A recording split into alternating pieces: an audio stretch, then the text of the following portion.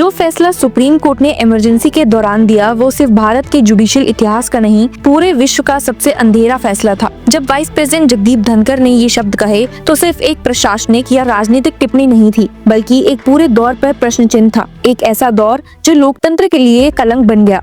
1975 से 1977 के बीच का इमरजेंसी का समय, जहां एक तरफ आर्थिक और राजनीतिक नियंत्रण था, वहीं दूसरी तरफ जुडिशियल सिस्टम पर भी ऐसे प्रश्न उठ गए जो आज भी हमारे संवैधानिक ढांचे को झंझोड़ कर रख देते हैं। Recently vice president of India Jagdeep Dhankhar ने इमरजेंसी के समय में सुप्रीम कोर्ट के फैसले को darkest in the judicial history of the world कहा है। उन्होंने कहा, the judgement of the supreme court overruling that of 9 high courts legitimised dictatorship and authoritarianism. ये टिप्पणी सिर्फ एक फैसले तक सीमित नहीं थी, ये एक पूरी संस्था पर, उसके उस समय के चरित्र पर एक कठिन प्रश्न चिन्ह था। जब लोग जुडिशरी से आशा लगाए बैठे थे और वही संस्था उनके मूल अधिकारों से मुंह मोड़ लेती है। राज्यसभा के इंटर्न से बातचीत करने के दौरान वाइस प्रेसिडेंट धनखड़ ने कहा, a president can not act on the advice of an individual, the prime minister. The constitution is very कैटेगोरियल।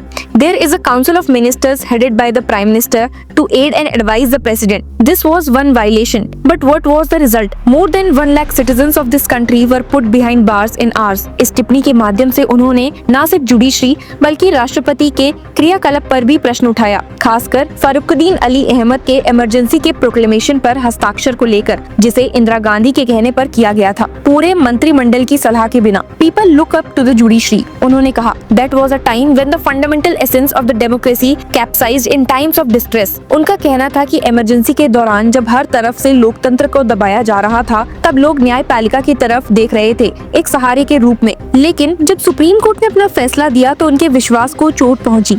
9 high courts in the country have gloriously defined that emergency or no emergency, people have fundamental rights and there is access to the justice system. Unfortunately, the Supreme Court overturned all 9 high courts and gave a judgment which will be the darkest in the history of any judicial institution in the world that believes in the rule of law. 1976 का ADM Jabalpur case, जिसे habeas corpus case के नाम से भी जाना जाता है, एक ऐसा मोड़ था जहां जुडिशरी ने एक तरह से अपना दामन राजनीतिक प्रशासन के सामने झुका दिया। इस मामले में सुप्रीम कोर्ट ने 4:1 की मेजॉरिटी में फैसला दिया कि इमरजेंसी के समय आर्टिकल 21 यानी लाइफ और लिबर्टी का अधिकार को सस्पेंड किया जा सकता है और कोर्ट इसमें हस्तक्षेप नहीं कर सकता। Chief justice of India A N Ray और justice M H Beg, Y V Chandrachud और पीएन भगवती मेजॉरिटी में थे।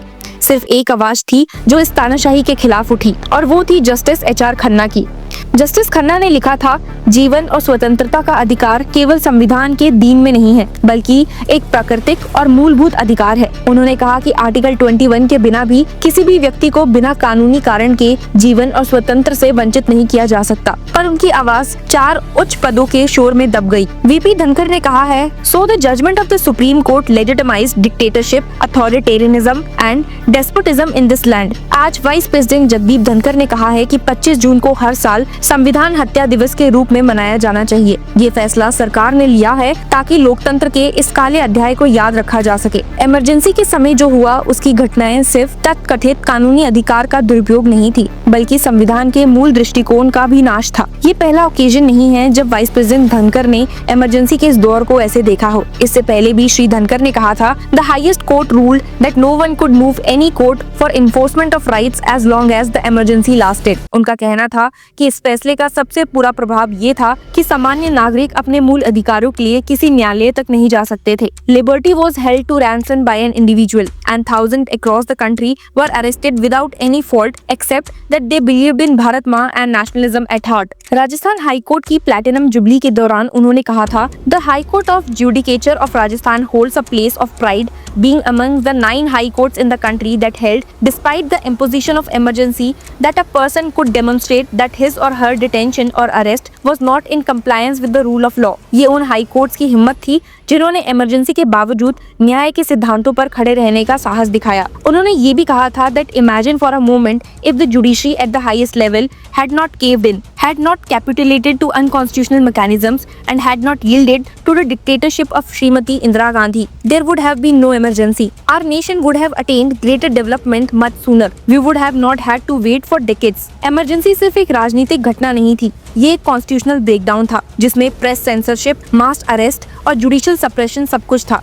इस दौर को याद करते हुए वाइस प्रेसिडेंट धनखड़ ने कहा that the time emergency was the darkest period in human history of the democratic world. Justice HR Khanna, जिनके विचार उस समय दब गए थे, आज एक प्रेरणा बन चुके हैं। उनकी याद में वाइस प्रेसिडेंट धनखड़ कहते हैं that there was one dissent voice and that was from an albinus of this place, यानी justice Khanna former chief justice Sanjiv Khanna के अंकल थे। एक ऐसी आयरनी जो समय की रेखा पर एक गहरा निशान छोड़ती है। वाइस प्रेसिडेंट ने ये भी कहा था that what was held by the supreme court executive of the day is the sole arbiter of fundamental rights. It can suspend for as much as time as it likes. यानी वो कह रहे थे कि सुप्रीम कोर्ट ने एक प्रक्रिया के तहत नहीं बल्कि एक व्यक्ति की इच्छा के तहत संवैधानिक मूल्यों को त्याग दिया था। रीसेंट जजमेंट्स पर भी उन्होंने अपना रोष व्यक्त किया है। आर्टिकल 142 के इस्तेमाल पर उनका कहना था कि ये एक nuclear missile against democratic forces बन गया है। तमिलनाडु के बिल्स के मामले में सुप्रीम कोर्ट ने कहा था कि गवर्नर द्वारा रिजर्व किए गए बिल्स प्रेसिडेंट द्वारा मंजूर मान लिए जाएंगे। इस पर वाइस प्रेसिडेंट धनखड़ ने पूछा,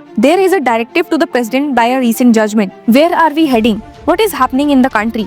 उन्होंने एक और गंभीर टिप्पणी की that I find it conceivably intriguing that some have recently reflected that constitutional offices can be ceremonial or mental. Nothing can be far distant from a wrong understanding of the role of everyone in this country.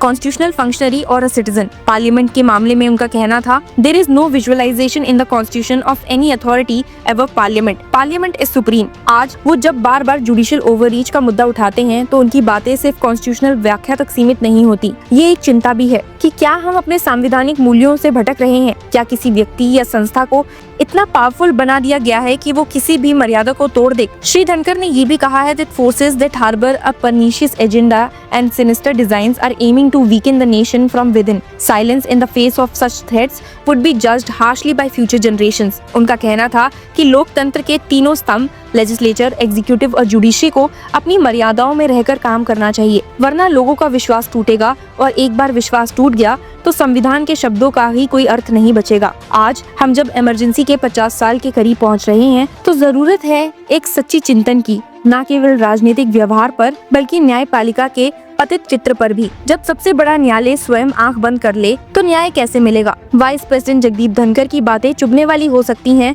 लेकिन वो जरूरी चेतावनी भी है कि संविधान केवल कागज का टुकड़ा नहीं है बल्कि एक जीवित दर्पण है जिसमें हर संस्था के चेहरे दिखते हैं। अगर उस दर्पण पर कलंक लग गया तो पूरा राष्ट्र अंधकार में चला जाएगा। आप इमरजेंसी के उस दौर को कैसे देखते हैं, हमें कमेंट्स में जरूर बताइए and keep following law Chakra. Hello law lovers and justice seekers, welcome to law Chakra. हम आपके लिए लेकर आए हैं कुछ बहुत ही exclusive. Introducing law Chakra prime membership, जो आपको देगा exclusive access like never before, यानी कि फुल इनसाइडर एक्सेस, वो भी बस घर बैठे। यही नहीं, प्राइम मेंबर को मिलेगा access to exclusive interview session with renowned जजेस, लीगल एक्सपर्ट्स एंड लॉयर्स। ऐसे इनसाइट्स जो आपको कहीं और नहीं मिले।